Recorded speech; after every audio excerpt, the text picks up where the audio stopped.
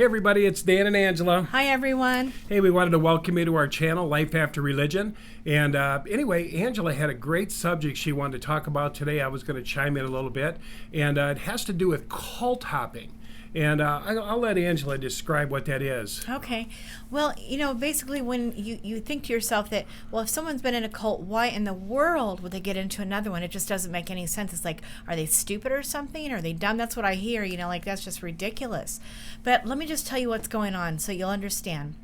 When somebody's telling you what to do every single day of your life, and they're saying that if you don't do exactly as we say, you're going to be, punished somehow or ignored or put out of the church or anything else like that, you kind of learn that the best thing to do is to shut down your thinking, because if you think too much, you're going to get in trouble because you're going to say something, you're going to get in trouble, and there's major repercussions. It's absolutely not worth it. Like, for example, in Jehovah's Witnesses, if you argue or anything like that of any kind, you don't like something that they're doing, Dan quickly got put on apostate watch. For example, I went to listen to a father and son who are the head of this ministry, very large ministry called Worldwide Church of God, and they had a falling out. And years later, the son came to Denver, where I lived at that time, to tell his side of the story. And my mom's like, "Hey, we should go listen to this." So we went, and they had spies who were there to write down every name of every 50 of us that were at this meeting at this nice hotel in Denver. And we were promptly excommunicated. So you see what I mean? So you learn how early in life that if you just be good and don't cause any problems, don't rock the family boat, don't argue with anyone, don't have questions, don't argue, don't anything like that, you're safe. And so you just kind of learn to shut down your brain and not use it. You just follow orders, and that's just what you do to keep safe. You learn it. I learned it. I grew up in that church. Same with Dan. You don't know any other way. You just know that's how you do it. And so later on, when you get out of there, and finally, then you just think that, oh yeah, I'm free now, right? And I'm gonna be free. I'm gonna think for myself. Guess what? You have to learn how to think for yourself. Oh my gosh. So I had Dan, thank God he was 4 years ahead of me, to explain to me what exactly I'm doing that was wrong. Can you tell him about that experience? We went to church, and it was early on when we were just beginning to date. And after the service is over, I go running up to the stage to talk to the leader. Go ahead, Dan. Yeah, basically, she wanted, what we want is the next truth, right? We want the ultimate truth. And so it seems like we run from church to church to church, or wherever we run to. We might run to spiritual communities, but Angela happened to run to fundamentalist churches. And she wanted to know, is this the truth, right? Is that the one you were talking about? Yeah, the one that was in like Lakewoodish area, and it was one of the first ones. And you're like, Angela, you're doing the same thing that you did in the cult you're in. You're following a man again, you said. Yeah, that's what I'm talking about. And it was one after another, and I said, we don't know these people. Let's give it time. Let's just go visit and say hi and see how they are. Yep. And usually, within a very short time, we realized it was another dead-end road. It was another box. It was another person that said, unless you believe like us, this is our dogma. This is our little box we stay in here. Now, we're different than other Christians. We're into law. We're into healing. We're into, what do they call it, being slain in the spirit. More of a, what do they call that kind of church? Pentecostal. Uh-huh. We're more this way now. We're conservative. We're not. Every church was like this, and it was like a box. Yeah. And so finally I looked at Angela and said, Angela, this is man again. This is another medium. This is another bunch of ideas they want us to embrace, or you're out of the church. And really, we've actually been kicked out of churches. Yes, we actually have. And here's another thing, too, is that unfortunately also, because of the way you're wired at that point, being young, you tend to magnetize towards people who are going to tell you what to do. So it's not a matter of that, you sort of happen to, by chance, decide I'm going to go to this church. No. Oddly, we don't understand how we're wired. We don't understand what's going on in our body, our energy field, our magnetism. We're literally magnetized to the people who are going to tell us what Someone to do. Someone that's above us. Right. It's the weirdest thing, but you go like a beeline. I'm not kidding you. You go like a beeline. And, the enemy, if you believe in an enemy of our souls, knows these weaknesses and kind of assists in that realm. I mean, I was raised in a cult, the Worldwide Church of God, very much of a cult, very mind controlling, guilt, shame oriented. You will be punished if you argue, if you disobey, if you don't keep the Sabbath. You'll be shunned. You will be excommunicated. Like, for example, listening to the Sun. I mean, there was nobody come to my house and discuss it with me or ask me to repent or anything. Just, you're out. And that was the end of it. And then just to be sure that I'm really out, since no one came to my door, they just told my mom, you guys are excommunicated. I go to the grocery store, and I run right into somebody from my church, and not even going to look at you, not even going to talk to you. It's very hardcore. You try to call your friends, I can't talk to you. Hang up. Same Jehovah's Witnesses, same. And so, it's very, very controlling. So interestingly, I think you made a good point, though. Yeah.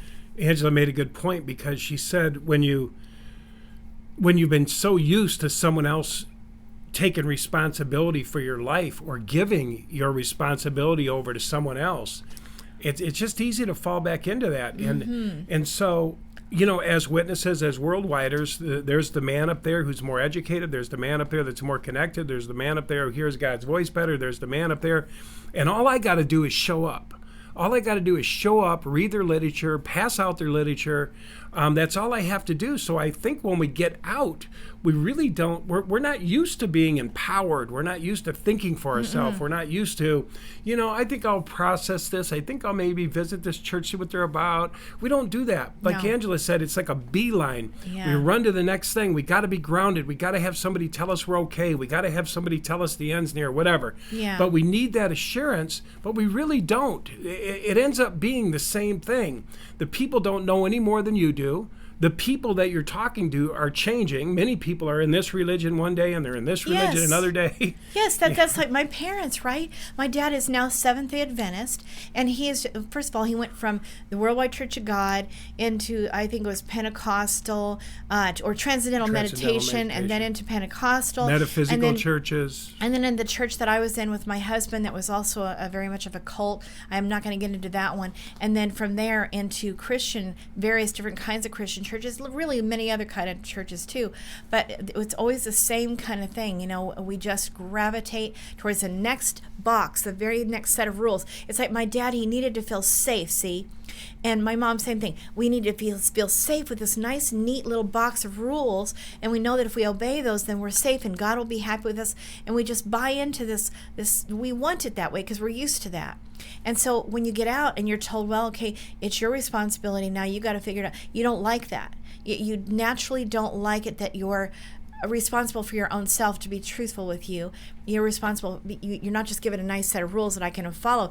It's heart to heart connection with God, and it's a big responsibility, and nobody wants it. So they go running to the next man, the next leader, who's going to tell them what to do. And I'm telling you guys, it's a mistake. And it's a crutch. And it's a crutch for non-thinking. That's what I see. I'm thinking, how could these people be in here? Because we found out after 200 churches that a lot of people were waiting for the end to come just in another religion. They were waiting to get to heaven, or they were, preaching to other people so that they could get to heaven. And we were preaching to people so that we could get to paradise and be found worthy. Me into the kingdom. Yeah. So whatever. it's the same. It's like as we went around, it's the same thing. They just have different tapestries of scripture that they look at. Yep. And it's mind-boggling. It is mind-boggling. So we just wanted to let you know why it is that you do cult hop. And many times people, like my dad, you can see he went from worldwide to transcendental meditation to Pentecostal, which could or couldn't be a cult, considered a cult, probably not. And then he went to the one I was in with my ex, and now he's in Seventh-day Adventism, which I consider a cult. And for reasons. They gave him a job, and he tells us that. We're like, well, how did you find out that this was the truth? Yeah. Now, this is the truth, right? Oh, yeah, this is the absolute truth. And we said, well, how did you come about this truth? He said, well, they gave me a job. And we're like, oh. But they didn't pay him. Much. Not much. It was like the Bethelites, right? What do they get, $20 a month or something to my dad got a place to live do there. all that renovation in New York, or they used to. But the same thing. It was like almost like a charity. So he ran the TV crews and all that stuff.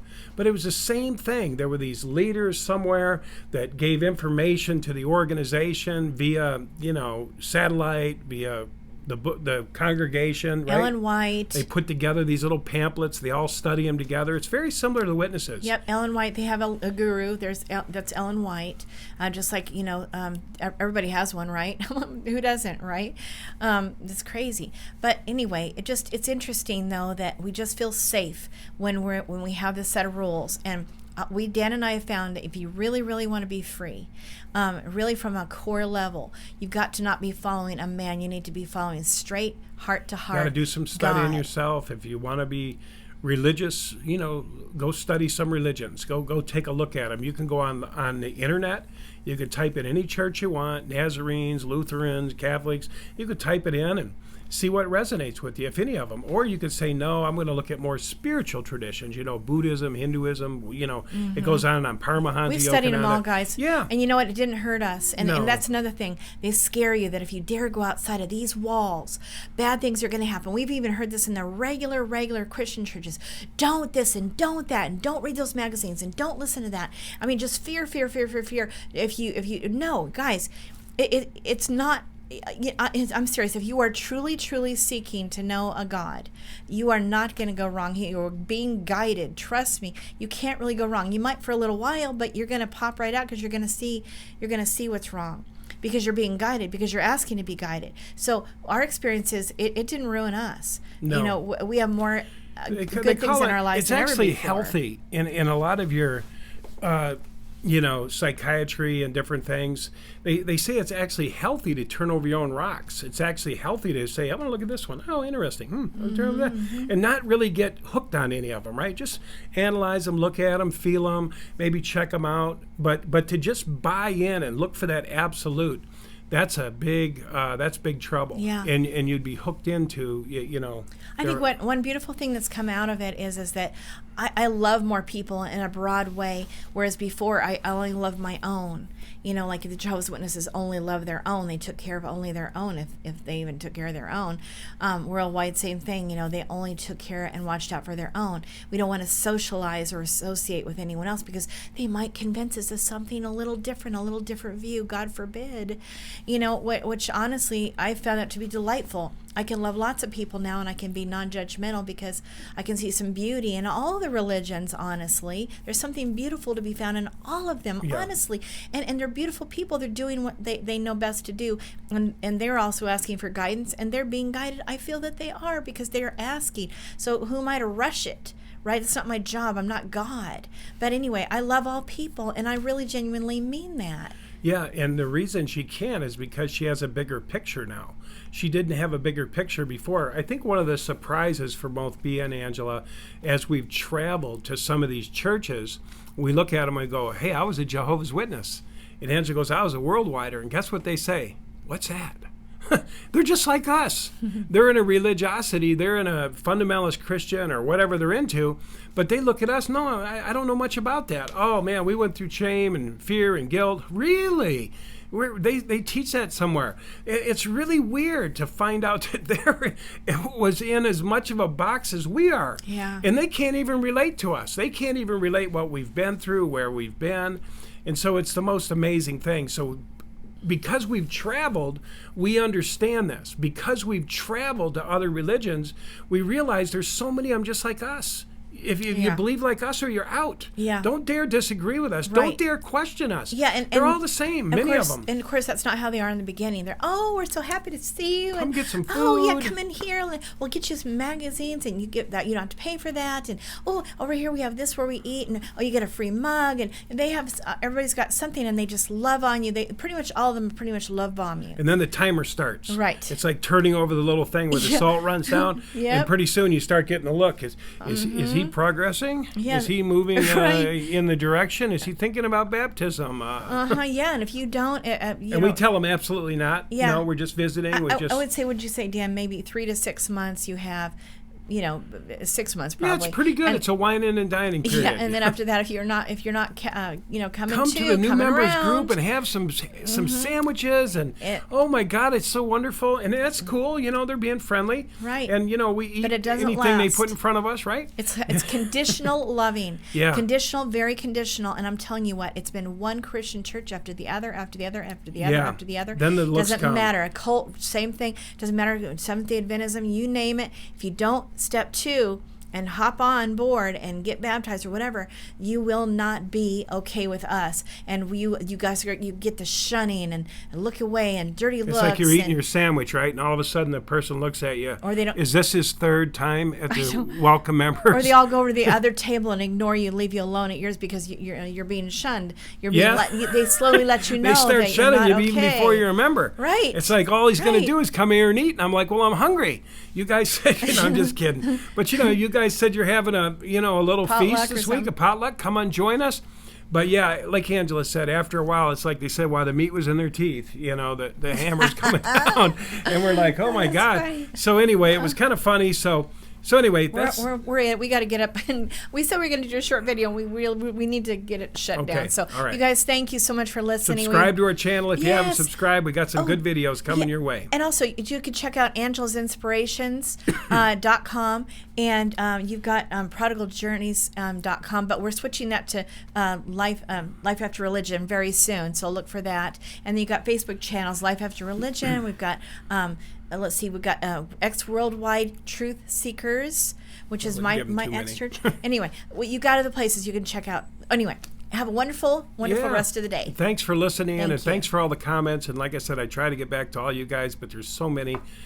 So you'll see me putting the likes and the hearts and stuff. And if I can, I'll leave a little comment. But thank you all for commenting. It sure Yes. makes it wonderful to hear from all you guys from all over the world, too. Yes. All right. And then Life After Religion YouTube, which is where this is going to go to right away. Okay, guys, have a wonderful rest of Okay. the day. Thanks for listening. Thank you.